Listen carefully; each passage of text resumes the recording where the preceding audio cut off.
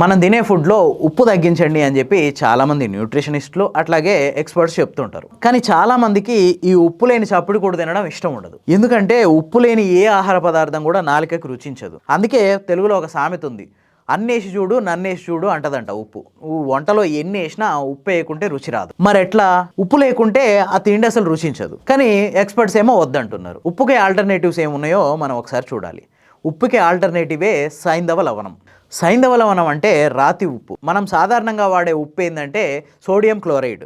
దీన్నే మనం వంటల్లో ఉపయోగిస్తాం. కానీ ఇది ఒక్కటే కాకుండా మనకు చాలా రకాల లవణాలు ఉన్నాయి. అవన్నీ ఉప్పగానే ఉంటాయి. అందులో మనుషులు వాడదగిన లవణాలు ఇంకొన్ని ఉన్నాయి. అదే సైంధవ లవణం. ఈ సైంధవ లవణంలో potassium chloride, magnesium, manganese, sulphate ఇట్లా రకరకాల విధాలుగా ఈ సైంధవ లవణం అనేది దొరుకుతుంది. ఇందులో పొటాషియంతో కూడిన సైంధవ లవణం మన బాడీకి పర్ఫెక్ట్గా సెట్ అవుతుందంట.